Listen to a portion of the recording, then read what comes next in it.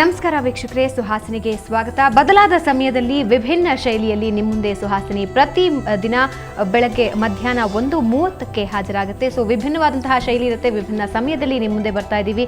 ಇವತ್ತು ನಾವು ಗಮನ ಹರಿಸ್ತಾ ಇರೋದು ಮೈಗ್ರೇನ್ ಬಗ್ಗೆ. ಸಾಮಾನ್ಯವಾಗಿ ಇತ್ತೀಚಿನ ದಿನದಲ್ಲಿ ಎಲ್ಲರೂ ಕೂಡ ಮೈಗ್ರೇನ್ ಸಮಸ್ಯೆಯಿಂದ ಬಳಲ್ತಾ ಇರ್ತಾರೆ. ಹಾಗಾದ್ರೆ ಈ ಮೈಗ್ರೇನ್ ಸಮಸ್ಯೆಗೆ ಕಾರಣ ಏನು, ಯಾವ ವಯಸ್ಸಿನಲ್ಲಿ ಇದು ಅತಿ ಹೆಚ್ಚಾಗಿ ಕಾಣುತ್ತೆ, ಏನೆಲ್ಲ ಪರಿಹಾರ ಇದೆ ಅಂತ ತಿಳ್ಕೋಣ.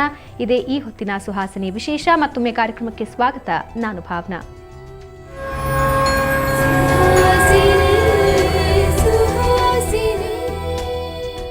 ಓಕೆ, ಇದ್ರ ಬಗ್ಗೆ ಮಾಹಿತಿ ನೀಡೋದಕ್ಕೆ ವೈದ್ಯರಾಗಿರುವಂತಹ ದಿವ್ಯಾ ನಮ್ಮ ಜೊತೆ ಇದ್ದಾರೆ. ದಿವ್ಯಾ, ಕಾರ್ಯಕ್ರಮಕ್ಕೆ ಸ್ವಾಗತ. ನಮಸ್ಕಾರ.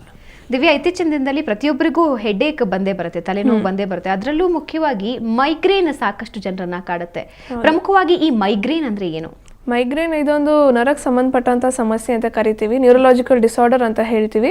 ಅಂದರೆ ಕಾರಣಾಂತರಗಳಿಂದ, ಏನೇ ಕಾರಣ ಇರ್ಬೋದು, ಸ್ಟ್ರೆಸ್ ಇರ್ಬೋದು, ಆಂಗ್ಸೈಟಿ ಇರ್ಬೋದು, ಅಥವಾ ಫುಡ್ಡಿನ ವಿಷಯದಲ್ಲಿ ಏರ್ಪೇರ್ಗಳಿರ್ಬೋದು, ಕಾರಣಾಂತರಗಳಿಂದ ನರದಲ್ಲಿ ಸ್ವಲ್ಪ ಮಟ್ಟಕ್ಕೆ ಏರ್ಪೇರ್ಗಳಾಗೋಕ್ಕೆ ಶುರು ಆಗುತ್ತೆ. ಸೊ ಬ್ರೈನಲ್ಲಿ ಅಥವಾ ಮೆದುಳಲ್ಲಿ ಈ ಥರ ವ್ಯತ್ಯಾಸಗಳು ಕಂಡು ಬಂದಾಗ ಒಂದು ರೀತಿಯಾದಂಥ ನೋವು, ಸಿವಿಯರ್ ಆದಂಥ ನೋವು, ಅಂದರೆ ತುಂಬ ತೀರಾ ಮಟ್ಟದಲ್ಲಿ ನೋವು, ಚುಚ್ಚೋ ಹಾಗೆ ಅಥವಾ ತಲೆ ಭಾರ ಅನಿಸೋ ಹಾಗೆ ನೋವು ಬರೋಕ್ಕೆ ಶುರು ಆಗುತ್ತೆ. ಸೊ ಇದನ್ನು ನಾವು ಮೈಗ್ರೇನ್ ಅಂತ ಕರಿತೀವಿ. ಸಾಮಾನ್ಯವಾಗಿ ಜನರಿಗೆ ತಿಳಿದಿರುತ್ತೆ ಮೈಗ್ರೇನ್ ಬಗ್ಗೆ. ಇನ್ನು ಕೆಲವರಲ್ಲಿ ಬಹಳ ವಿಭಿನ್ನ ರೀತಿಯಲ್ಲಿ ಇತ್ತೀಚಿನ ದಿನಗಳಲ್ಲಿ ಸೂಚನೆಗಳು ಕಂಡು ಬರ್ತಿದೆ. ಸೊ ಅದನ್ನು ಸಾಮಾನ್ಯವಾದ ತಲೆನೋವು ಅಂತ ಹೇಳಿ ನಿರ್ಲಕ್ಷ್ಯ ಮಾಡೋರು ಇದ್ದಾರೆ. ಸೊ ಅದ್ರ ಬಗ್ಗೆ ಗಮನ ಹರಿಸಲೇಬೇಕು. ಇತ್ತೀಚಿನ ದಿನಗಳಲ್ಲಿ ಕಾಣಿಸ್ಕೊಳ್ಳುವಂತಹ ಪ್ರೆಸೆಂಟೇಷನ್ಸ್ ಹೇಗಿದೆ, ಬಹಳ ಭಿನ್ನವಾಗಿದೆ. ಸೊ ತಲೆನೋವು ಏನೇ ಇದ್ರೂ ಅದಕ್ಕೊಂದು ಪರಿಹಾರ ಅನ್ನೋದು ಖಂಡಿತವಾಗ್ಲೂ ಸಿಗುತ್ತೆ.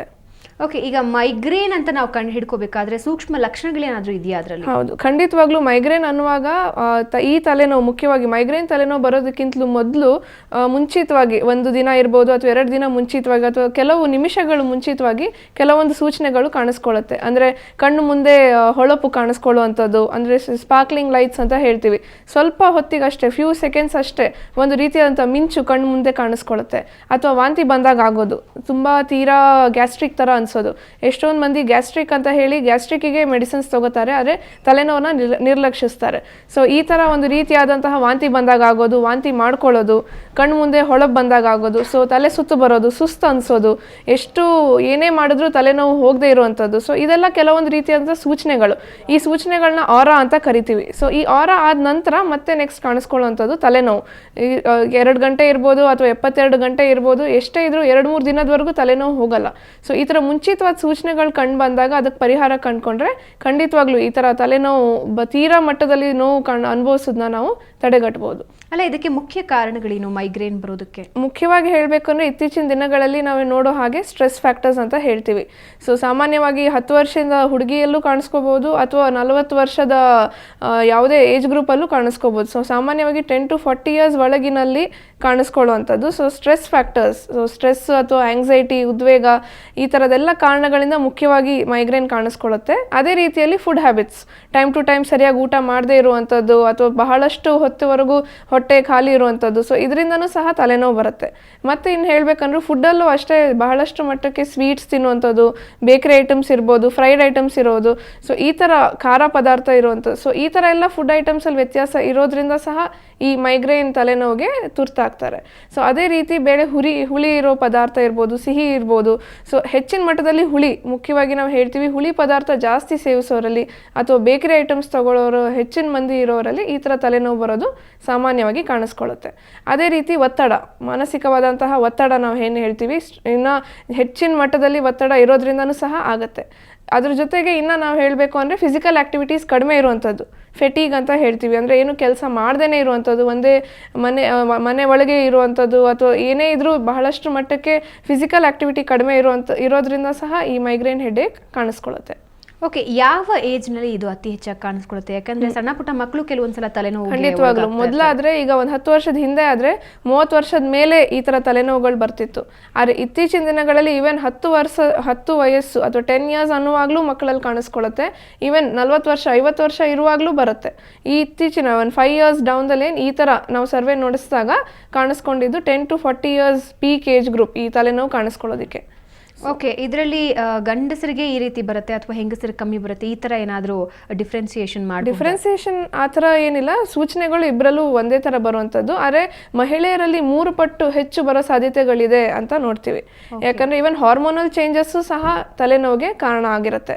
ಸೊ ಎಷ್ಟು ಮಟ್ಟಕ್ಕೆ ದೇಹದಲ್ಲಿ ಏರ್ಪೇರ್ಗಳು ಆಗ್ತಿರುತ್ತೆ, ಅದರಿಂದ ನರ ದೌರ್ಬಲ್ಯತೆ ಆಗೋದು ಮಹಿಳೆಯರಲ್ಲಿ ಹೆಚ್ಚು ಪುರುಷರಿಗಿಂತಲೂ. ಸೊ ಹಾಗಾಗಿ 3 times more ಜಾಸ್ತಿ ಸಾಧ್ಯತೆಗಳಿದೆ ಮಹಿಳೆಯರಲ್ಲಿ ಕಾಣಿಸ್ಕೊಳ್ಳೋದಕ್ಕೆ. ಓಕೆ, ಈಗ ಮೈಗ್ರೇನ್ ಬಂದಾಗ ಸಾಮಾನ್ಯ ಯಾರು ಆ ನೋವು ತಡ್ಕೊಳ್ಳೋದಕ್ಕಾಗದೆ ಒದ್ದಾಡುವಂತಹ ಎಷ್ಟೋ ಸನ್ನಿವೇಶಗಳನ್ನ ನಾವು ನೋಡ್ತಾ ಇರ್ತೀವಿ. ಆಗ ಈಗ ನಾರ್ಮಲಿ ಸ್ವಲ್ಪ ಪೇನ್ ರಿಲೀಫ್ಗೋಸ್ಕರ ಯೂಸ್ ಮಾಡುವಂತಹ ಬಾಮ್ ಆಗಿರ್ಲಿ ಅಥವಾ ಮಾತ್ರೆಗಳಾಗಿರ್ಲಿ ಅದ್ರ ಮೇಲೆ ಎಫೆಕ್ಟ್ ಆಗುತ್ತಾ? ಸ್ವಲ್ಪ ಮಟ್ಟಕ್ಕಷ್ಟೇ ಎಫೆಕ್ಟ್ ಆಗೋಕ್ಕೆ ಸಾಧ್ಯತೆಗಳಿದೆ. ಅದಕ್ಕಿಂತಲೂ ನಾನೇನು ಹೇಳೋಕೆ ಇಷ್ಟಪಡ್ತೀನಿ ಅಂದರೆ, ಅದಕ್ಕಿಂತಲೂ ಮಿಗಿಲಾಗಿ ಜಾಸ್ತಿ ನೀರು ಕುಡಿಯುವಂಥದ್ದು. ಸೊ ನೀರು ಕುಡಿಯೋದು ಒಂದು ಒಳ್ಳೆ ಅಭ್ಯಾಸ.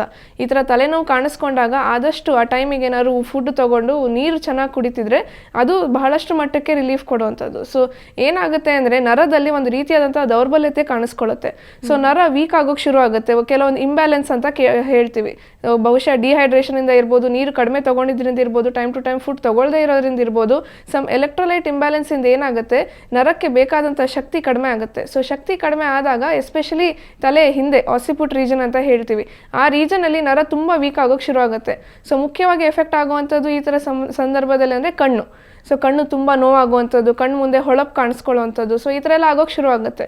ಸೊ ನರನೂ ಸುಧಾರಿಸ್ಕೊಳ್ಳೋಕ್ಕೆ ಅದರದೇ ಆದ ಟೈಮ್ ಬೇಕಾಗುತ್ತೆ. ನರ ದೌರ್ಬಲ್ಯತೆ ಸರಿ ಹೋಗೋದಕ್ಕೆ ಮಿನಿಮಮ್ ಅಂದರೂ 72 hours ಅಥವಾ 24 hours ಆದರೂ ಬೇಕೇ ಬೇಕು.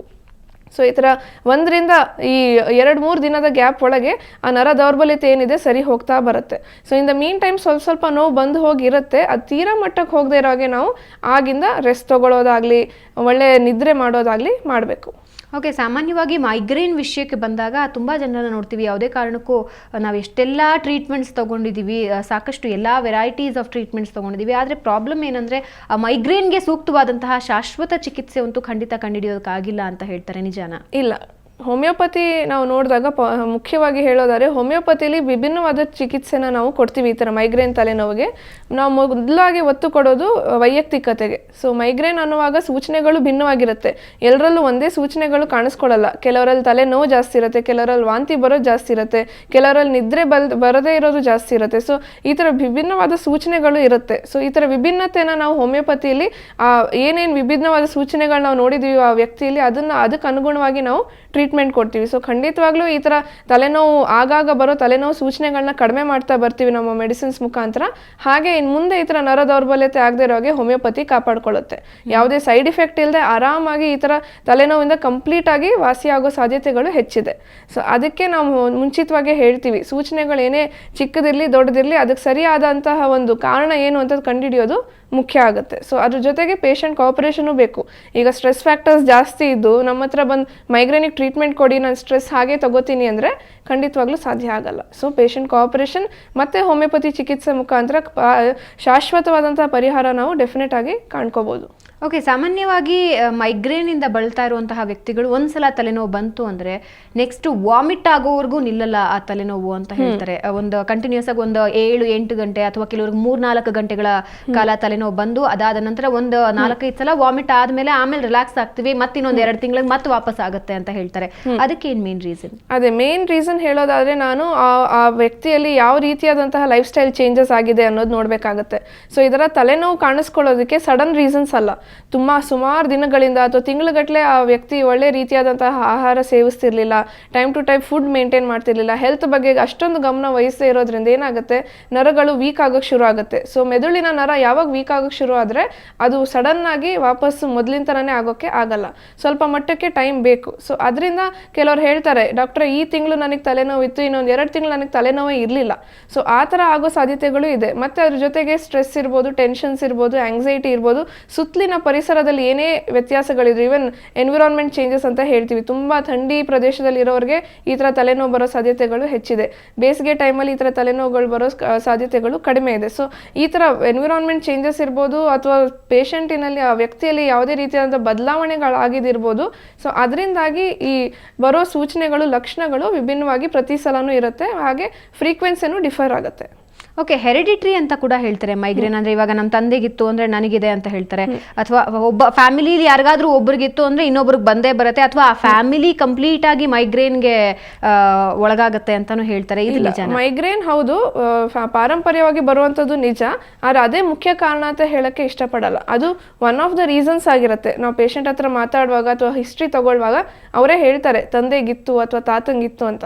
ಸೊ ಹಾಗಾಗಿ ಎಲ್ಲ ಈ ಡಯಾಬಿಟೀಸ್ ನಾವು ನೋಡೋ ಹಾಗೆ ಅಥವಾ ಬೇರೆ ಯಾವುದೇ ಪಾರಂಪರ್ಯವಾಗಿ ಬರೋ ಸಮಸ್ಯೆಗಳನ್ನ ಗಮನಿಸಿದ್ರೆ ಮೈಗ್ರೇನ್ ಅಷ್ಟೊಂದು ಫಾಸ್ಟ್ ಆಗಿ ಫ್ಯಾಮಿಲಿಯಲ್ಲಿ ಕಾಣಿಸ್ಕೊಳ್ಳುವಂಥ ಸಮಸ್ಯೆಗಳಲ್ಲ.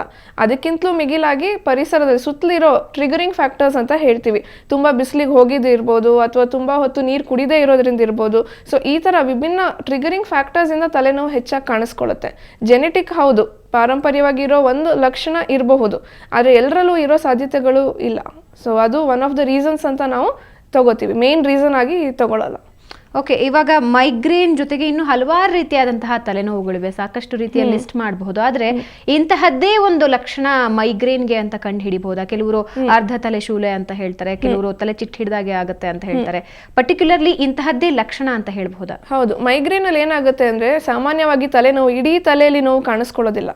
ಸೊ ಕೆಲವರಿಗೆ ಒಂದು ಕಡೆ ತಲೆನೋವು ಇರುತ್ತೆ, ಕೆಲವರಿಗೆ ಲೆಫ್ಟ್ ಸೈಡ್ ತಲೆನೋವು ಇರುತ್ತೆ, ಕೆಲವರಿಗೆ ರೈಟ್ ಸೈಡ್ ತಲೆನೋವು ಇರುತ್ತೆ, ಕೆಲವರಿಗೆ ಕಣ್ಣಲ್ಲಿ ಮಾತ್ರ ನೋವು ಇರುತ್ತೆ. ಕಣ್ಣು ಎಸ್ಪೆಷಲಿ ಈಗ IT ಫೀಲ್ಡಲ್ಲಿ ಕೆಲಸ ಮಾಡೋರು ಅಥವಾ ತುಂಬ ಸಿಸ್ಟಮ್ ಮುಂದೆ ಕೂತ್ಕೊಳ್ಳೋರು ಕಣ್ಣು ತುಂಬ ನೋವಾಗುತ್ತೆ ಅಂತ ಹೇಳ್ತಾರೆ.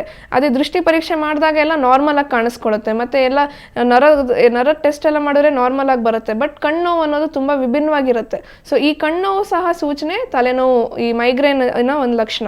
ಸೊ ಅದೇ ರೀತಿಯಲ್ಲಿ ಒಂದೊಂದು ಕಡೆ ಕಾಣಿಸ್ಕೊಳ್ಳುವಂಥ ತಲೆನೋವು, ಕೆಲವು ಸಲ ಲೆಫ್ಟ್ ಸೈಡು, ಕೆಲವು ಸಲ right side, severe throbbing pain ಅಂತ ಹೇಳ್ತೀವಿ, ಏನೋ ಚುಚ್ತಾ ಇರೋ ಹಾಗೆ ನೋವು ಬರುವಂಥದ್ದು. ಇದು ಮೈಗ್ರೇನ್ನ ಮುಖ್ಯ ಲಕ್ಷಣ. ಏನೋ ತುಂಬ ಸುತ್ತಿಗೆ ತಗೊಂಡು ಹೊಡೆದಾಗಿರುತ್ತೆ ಅಂತ ಹೇಳ್ತಾರೆ ಕೆಲವರು. ಸೊ ಅಷ್ಟು ಜೋರಾಗಿ ನೋವು ಇರುತ್ತೆ. ಆದರೆ ಬೇರೆ ಬೇರೆ ತಲೆನೋವಲ್ಲಿ ನಾವು ನೋಡಿದಾಗ ಈ ಟೆನ್ಷನ್ ಹೆಡೇಕ್ ಅಂತ ಹೇಳ್ತೀವಿ. ಟೆನ್ಷನ್ ಹೆಡೇಕಲ್ಲಿ ಇಡೀ ತಲೆನೇ ಭಾರ ಅನಿಸುತ್ತೆ.